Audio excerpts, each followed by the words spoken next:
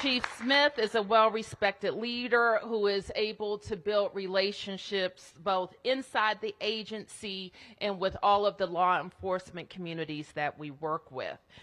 We conducted a survey from the community about what DC residents were looking for in their next chief of police, and among the top responses were a leader who can communicate and advocate for a policy environment that promotes public safety, someone who is innovative and focused on driving down crime, someone with a proven ability to connect with the community, and someone who can recruit more officers and train the next generation of MPD's leaders. And I believe that's Chief Smith. She knows what the landscape is in DC right now. She is familiar with what's working at MPD and where we will all work together to do more and better, and she is ready to start on day one. We're getting the full package with Chief Smith: experience, passion, and a strong commitment to making DC safer. She also works with young people in her personal life as a minister, and her path to public service, which she'll share with you, is one that I know resonates with DC's community in all 8 wards. Councilmember Pinto was briefed over the weekend and had an opportunity to meet with Chief Smith, and I know I look forward to working with our public safety team and the council to keep driving down crime and keep our community safe. So with that, I introduce my nominee for MPD's chief, Chief Pam Smith.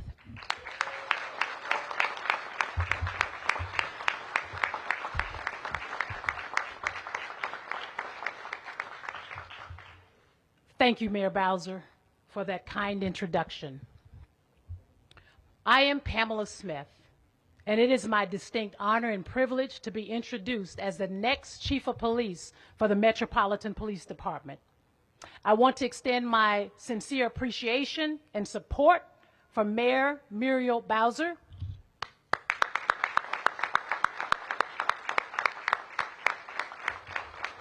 for her confidence and my nomination in this role as Chief of Police. I also want to thank Interim Chief of Police Ashawn Benedict for his role over the past months, his leadership, and his dedication to this community. Who am I? Well, I'm glad you asked. I am a native of Pine Bluff, Arkansas, and educated in the Pine Bluff school system. I graduated from the University of Arkansas at Pine Bluff. While this is personal for me today, my childhood was marked with turmoil and challenges. I grew up in an environment where my father was addicted to drugs, and my mother at 21 years old had to figure out how to raise 3 children on her own. The resources in Pine Bluff at that time did not avail itself as a system that truly assisted single mothers. My mother quickly turned to substance abuse, and it wasn't long before the Arkansas Department of Human Services removed us from her care and placed us in foster care. Despite the fact that my mother was dealing with her own challenges, I would have preferred being home rather than in a foster care system that was not focused on the reunification of our family. While those challenges yet did not define me, I am grateful as years have passed, I was able to reestablish my relationship with my birth mother and was blessed with a wonderful adopted family. These experiences have shaped me and molded me into the woman that you see standing before you today. When I joined the United States Park Police at the age of 30, I'm dating myself, and after having served as a correctional officer with the Federal Bureau of Prisons, I knew I had a passion for service. So why MPD? I'm glad you asked again. Washington, D.C. is an amazing city filled with amazing residents, visitors, businesses, and opportunities. And I am proud to live as a resident in Ward 8. As a law enforcement officer and a member of this community, I am also troubled by the crime that is plaguing our communities, which is why it is important for me to be engaged in wanting to make the District of Columbia safer. I'm passionate about ensuring the public safety for the residents and visitors of D.C., and I am passionate about the people of the Metropolitan Police Department. I also want to work for a mayor who has demonstrated time and time again that public safety is her first priority. And she has consistently supported the department both through policy and resources. Through service and law enforcement, I found my passion. And I found how I could make a difference and make an impact. I had the opportunity at U.S. Park Police to work in 4 different jurisdictions, including 3 major metropolitan areas, including Washington, D.C., New York, and San Francisco. I worked with local crime strategists in each of those jurisdictions, and I rose to the ranks until I retired in 2022 as the first African-American woman to serve as police chief in the U.S. Park Police's 230-year history.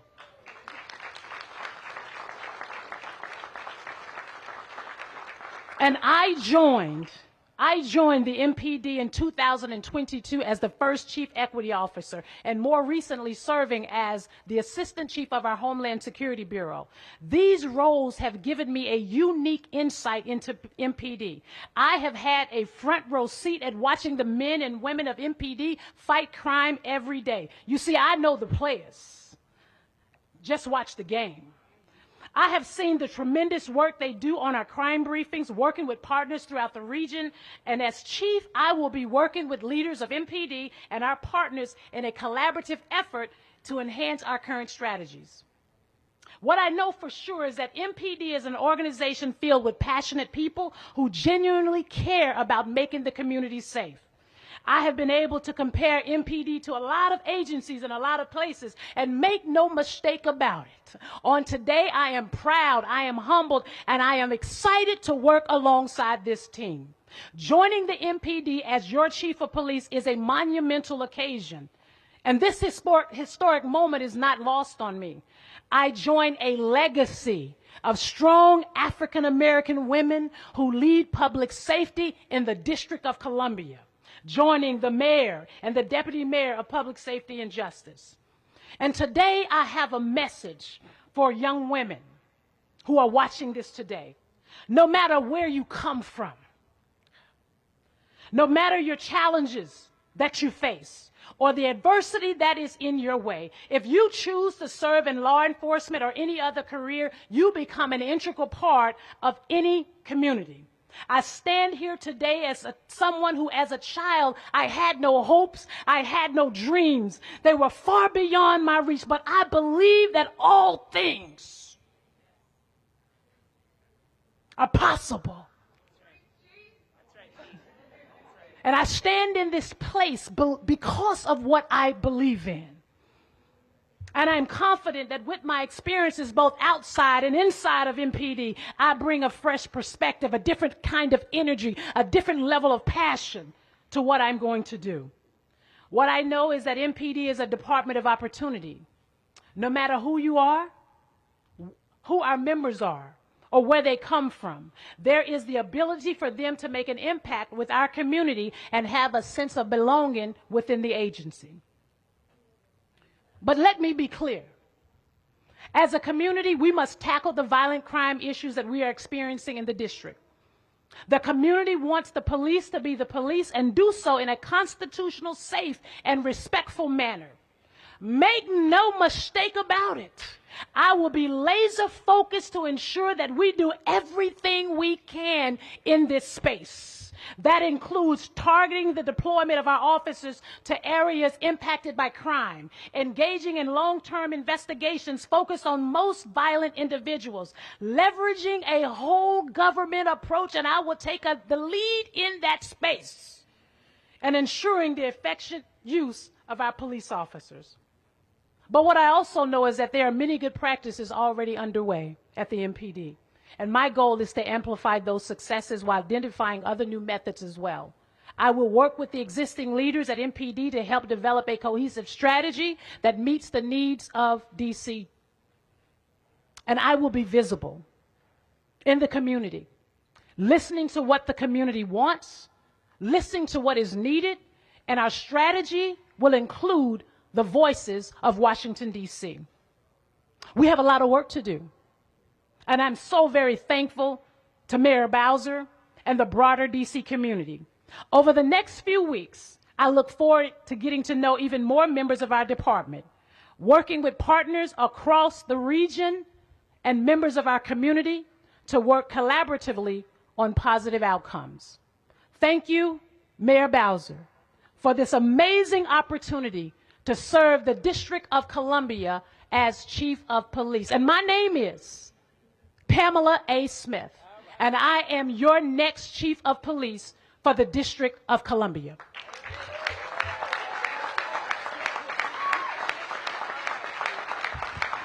All right.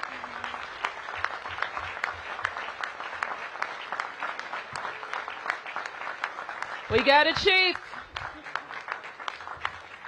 So with that, I want to thank Chief Smith, and I want to turn to Councilmember Pinto for a few words.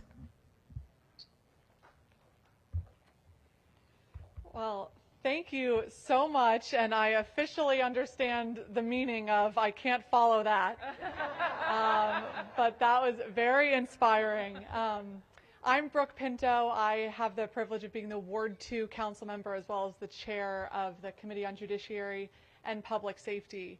And we have known for several weeks now that a new chief of police is needed for the department to lead the department. And I think it's been abundantly clear that we have to stay focused in partnership with the police on driving down crime and violence, on a commitment to relationship building and improving community trust, on recruitment and retention to make sure that our department is robust and that we have a long-term plan to do so, and to ensure a collaborative working relationship both with MPD and the council, as well as all of our law enforcement partners in the city. And I'm so grateful to Mayor Bowser and Acting Chief Smith for the opportunity to speak with Acting Chief Smith over the weekend and hear a little bit more about her vision. And I was extremely impressed and optimistic for the type of leadership that she can provide, inspired by creative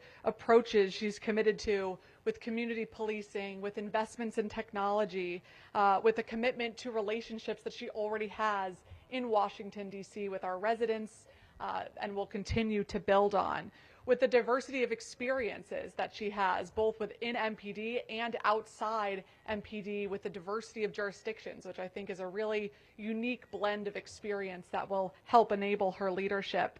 And an expressed commitment, which I really appreciate, to a collaborative partnership and relationship with myself and with the council. And so I am looking forward to the next steps to shepherd this process forward through the council with a robust community engagement process, and we'll be working with Mayor Bowser and Deputy Mayor Apia to ensure that that confirmation hearing can be scheduled as soon as possible so we can hear from everyone in the public. But again, want to extend my congratulations to Acting Chief Smith, and looking forward to continue staying focused as a government on driving down crime and violence, which is our #1 focus right now. Thank you. Thank you, Councilmember. Thank you. Thank you. Okay, questions? I'll take press questions. Yes, ma'am.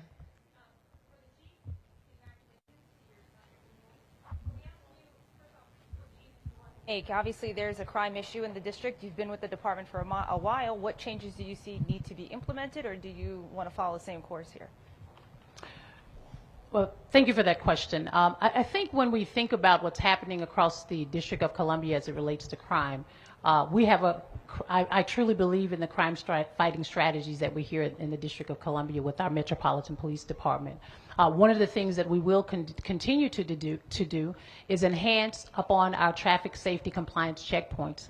We will redeploy our officers in areas where we have a high crime area. We will refocus our recruitment efforts, and we will also look at ensuring that we are highly visible in our communities. Follow-up question for the chief. Congratulations.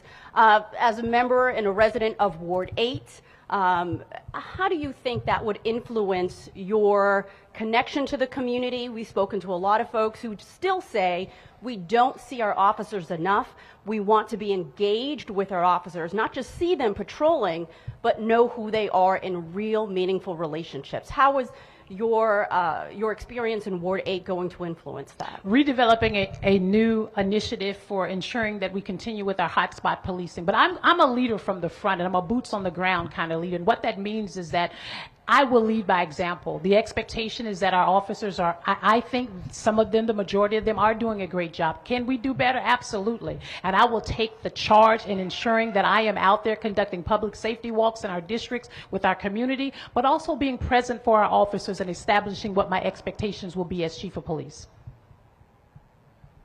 Yes, ma'am. Jumping on that, Ward 8 has seen some of the most concentrated violence in D.C. for a number of years.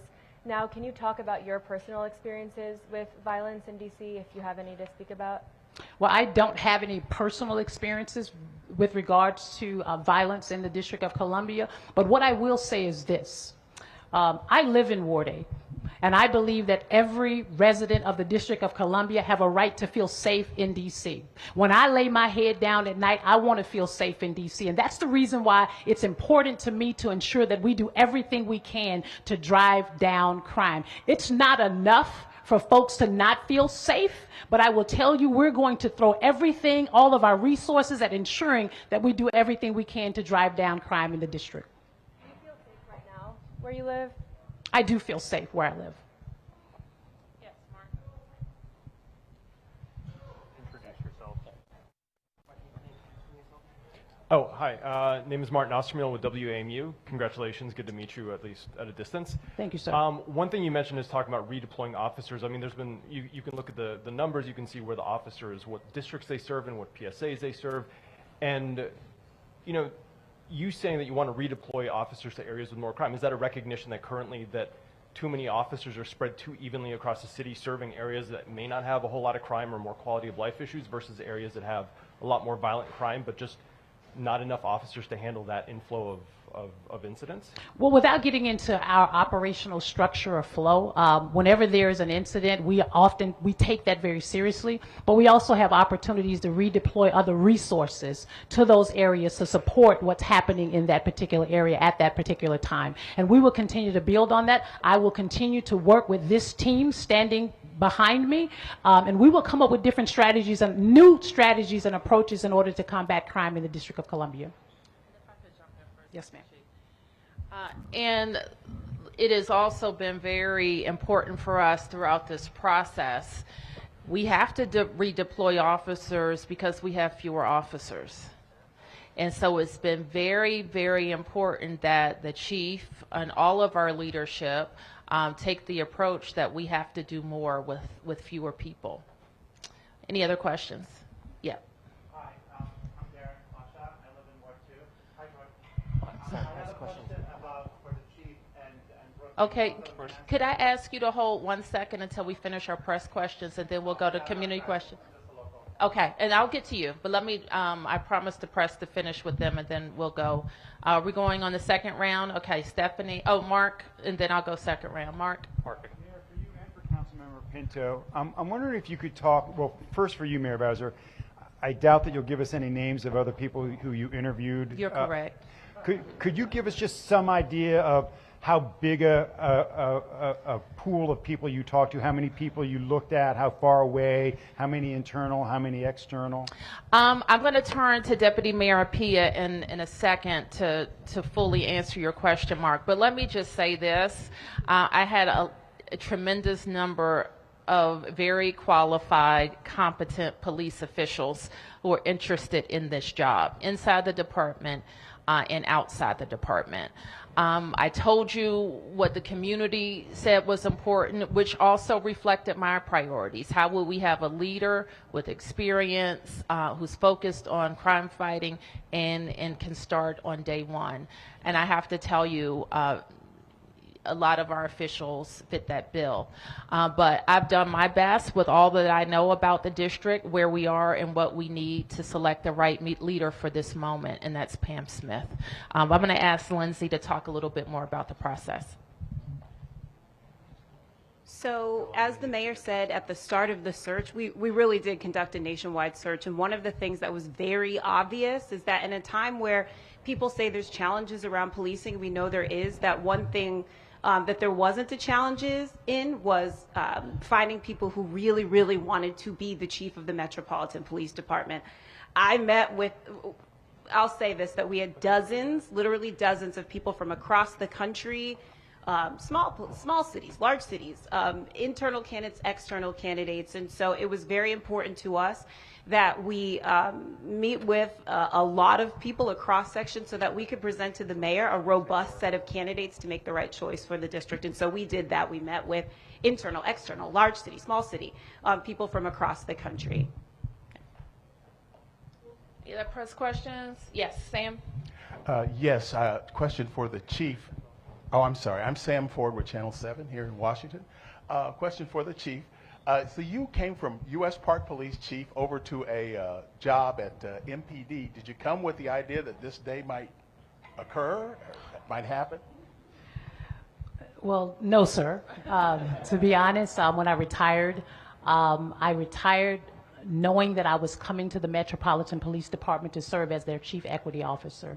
My background as a member of the U.S. Park Police, I was very concerned about diversity, equity, and inclusion, and that was one of my highest priorities. And when I found out that the Metropolitan Police Department had a Chief Equity Officer position available, I thought it would be an opportunity, number one, for me to throw my name in the hat, but number two, continue to stay in the space of law enforcement. And as crime has changed and trajectory of the department has changed, I think in a positive way internally, it gave me an opportunity to come back into this space as the Assistant Chief of Police of our Homeland Security Bureau. The Homeland Security Bureau covers a multitude of things here in the District of Columbia, especially our Special Operations Division, where we manage a lot of crowds, large crowds and activities across the District of Columbia, as well as special events. Based on what I've heard today, I see you being invited to pulpits around Washington. I'm just curious, have you experienced in pulpits?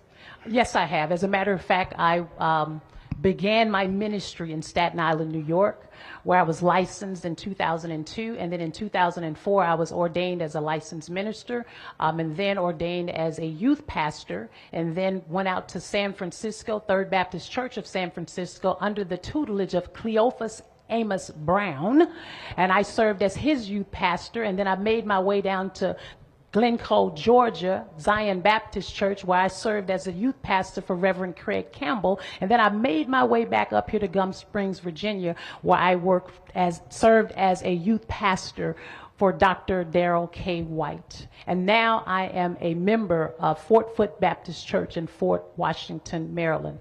It is my intent to change my membership.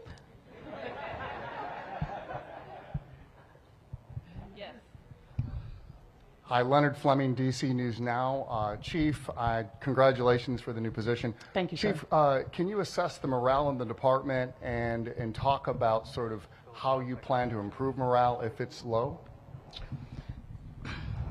So I can't put a gauge on whether morale is low or not. What I can say is that I believe we have the best officers working at the Metropolitan Police Department. I think in order for how I lead, again, is I lead from the front, being present for the officers, attending roll calls, going out to the districts, conducting ride-alongs with my officers, and also just being present for them and listening to them and hearing from the voices of the employees. One of the things that I did, which I think helped me to become more familiar with the Metropolitan Police Department, was that as I became the Chief Equity Officer, I launched what's called Voices Tour, a listening session where I hit every single roll call, every district, internal, external, to ensure that I had a good compass of what was happening within the Metropolitan Police Department, which led me to the space that I am in currently today, but more importantly, moving into the space of the Homeland Security Bureau. I think that I come with a leadership style that I think I have been able to mentor, coach, and guide others along the way. And I'm going to use those same skills and characteristics to ensure that we are leading a very prosperous agency within the MPD. How would you describe your leadership style? Transformational. Chief Conte coined a phrase, that excellence is transferable. And I believe that. I believe that excellence is transferable. I believe that what you put out and how you invest in others is the return for which you're going to get. And I know that folks have deposited into me, and I stand here today because I'm going to give them a return on their investment. Okay, we're going to do one more round. I'll start on this side this time. Mayor Bowser, this is for you. With the emergency legislation and this new nomination, you've got a lot of movement in the public safety space. What would success look like for you in about 3 months? Well, it shouldn't be a surprise to you that we're very focused on making sure that everybody across all 8 wards feels safe in their communities. And that's what we drive on each and every day. For MPD, that means deploying and driving down crime. For ones, that means preventing crime. For DBH, that means getting to more people who need services. For the rest of the government and schools, that means something else. So I think it means that we are executing on strategies that we know are effective that will lead to reductions in crime. Sorry, just one quick follow-up. Is there anything specific, like data or benchmarks, that you look at that you hope to see at a certain place in a few months? We look at benchmarks not in 3 months. We look at them daily, and we're looking at use of guns. We're looking at Part 1 crimes. We're looking at what's going through the courts. So we're looking at crime data daily. And Martin. Chief, given your history as a youth pastor, I'm just curious if you've given thought, I'm sure you have, but what you would tell residents, what you tell folks in the community, what you tell youth about the current situation with juveniles being involved in crime. I mean, there's been more shootings involving juveniles, a lot more homicides involving juveniles. You know, do you have any thoughts about why that's happening and what can be done about it, given your experience? Well, I think that we have to have an all-government approach in order to deal with our young people, our juveniles. We need to ensure, I think there are a lot of programs that are out there in our parks and recreation programs, but I also think that there has to be some accountability for the parents. And I think that's the part that we're missing, being able to really reach out, engage the parents just a little bit more to ensure that we can really build a good legion of leaders with our juveniles here in the District of Columbia. More questions for the Chief, but also for you, Mayor. Chief, with regards to what you just said, a lot of programs out there seems to be an issue with attracting those kids to those programs. You can't make them do it. And some of the programs available, they don't necessarily want to partake in. How do you plan on engaging youth that way? Community engagement. I mean, we have community engagement officers within the Metropolitan Police Department. And as we continue to increase our numbers as far as staff, we will continue to enhance and build upon our community engagement efforts in the District of Columbia. And you did mention a few things you want to do, but what's the first thing you want to do as Chief of Police? Drive down crime. And then for the Mayor, please. The question with the prioritizing emergency bill that just passed, a lot of people are celebrating the efforts there, but it's my understanding it has not been transmitted to your office for signature yet. For the public, how long will that take? And then in terms of police making some of the changes, how long do you anticipate that will take as well? And another question after that, please. Usually the council, they can take, sometimes they take a day, sometimes they take 2 weeks to send over a bill. I don't know exactly what happens on that side. It's not the council member Pinto's. It happens in the chairman's office. So they have some work to do, and the process is called enrolling the bill. And when the bill comes over, then I sign it. So do you foresee, any tensions that you've had with the chair having to do with this delay, or this is just? I wouldn't call it a delay. This is kind of in the normal amount of time that it usually takes to send a bill over. And then my other question for you, Mayor, NBC4 sees the exclusive interview with the chief. Any reason why the interview was placed with NBC4 and why the message is only going to be transferred through one station? Well, we're all here now. Any other questions? Yep. I had one question because we are coming off a very unfortunate violent weekend where there was a cyclist who was killed in Northwest in an attempted robbery. We know Thursday there was another worker killed in an attempted robbery on Howard University campus. Mayor and the Chief as well, speak directly to the public. We know there are a lot of movements being made, but what tangible things can they see in their neighborhoods, and how can folks keep themselves and their neighbors safe? I think what we've seen, and I'm pretty sure the Thursday very unfortunate homicide has been demonstrated as a robbery. I'll have MPD brief out on the 3rd Street homicide in a little bit. I'm not exactly sure what the motive is there, but in each case, we've had guns, people willing to use guns, and a desperate, unnecessary loss of life. And what we need to do is make sure the people who have committed those violent acts are off the streets. And we need to continue to focus on keeping guns out of the hands of people who will use them. And how can residents keep themselves safe? I mean, folks are fearful. I talk to a lot of neighbors who listen to the blogs and read the blogs and hear about all the robberies and the carjackings happening in their communities, which used to be sleepy at one point. How can residents keep themselves safe? I think that residents continue to make clear to all of us that we need a policy environment that helps keep them safe, that we need the officers that can be deployed, that all of the other parts of government can be deployed, but also as they recognize problems in their communities or maybe even problems in their own homes where guns are involved, that they need to engage us. All right, are those all the press questions? All right, I'll take these 3 here. Yes, sir. You were first. Mr. Pasha, was it? Yeah. Okay. I'm Darren. I have a question for the chief about deploying new CCTV camera. Hold on. You'll hold the mic. It's okay. So I don't feel safe. I'm a Ward 2 resident. I don't Okay. feel safe. Last year, I got my scooter stolen, $3,000. Then this year, my friends got their stuff stolen right in front of me. I don't feel safe because when I called the cops, they looked at CCTV camera. They found out 2 was not working. So my suggestion is, as a new chief, to come on, can you please deploy more CCTV camera so officers, when they go, they could stop the crime, because it's unfortunate. Just read the blogs. Our next door neighbor, people are getting their stuff stolen, and I want more CCTV camera to be in the city, and I want actual ones that are working. So when I call the police department, they can. All right, So what's I'll your take that, suggestion? Chief. And so we agree with you. We need increased deployment. I think you know that we have put thousands of cameras out in our private camera security program, which has been very helpful to MPD. We look to deploy and replace some of our existing CCT cameras and install more. Yep. Chris Williams with Southwest Voice.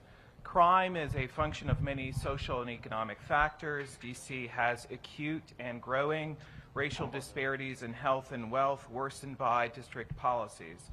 Can we expect a more holistic approach in deterrence and prevention, namely with racial equity priorities? Yes, and people who are following what we've done over the last 9 years know that our approach to crime has a law enforcement component for sure, and we need to have the officers that we need, and they need the tools that they need, and we're going to continue to grow those resources. But we're also heavily invested in what I call prevention and opportunity programs, probably second to none in the country. Yeah. Yeah, Matt Delaney, Washington Times. 2 quick questions for the chief. I was just wondering, she mentioned accountability for parents. I was wondering what that looks like. Well, I'll turn to the chief in talking about that, but I asked, as you probably know, when I introduced our Safer, Stronger legislation, I also asked each of our deputy mayors to focus and look at the programs that they are responsible for to make sure they're working, and if they are, how can we, expand them and level them up? They're not working, how do we move away from them? And how do we identify gaps? And some of the gaps that we've identified, quite frankly, are in schools, in some of the disciplinary policies that have changed over the last several years that take tools away from teachers and administrators and from parents. So we continue to look for ways to close those gaps. Additionally, we are interested in that parent who comes to us and says, I've tried everything I can. and I don't know what else to do. But I know my kid's in trouble. They're going to get killed or they're going to find themselves in jail. And what do we do with them? And right now we're looking for ways to provide that family and that child some structured, mandatory services, whether that be in school or elsewhere, because we have a lot of kids, unfortunately, that we may know are in trouble, and we just send them back to a community and a family, and that cycle persists. So part of our discussions across the government is how do we give that family and that kid mandatory, structured help? And we're working on it. Are criminal penalties under consideration for parents of juvenile offenders? As I said, I identified what we're considering at this point. All right, thank you, everybody. Let's get to work.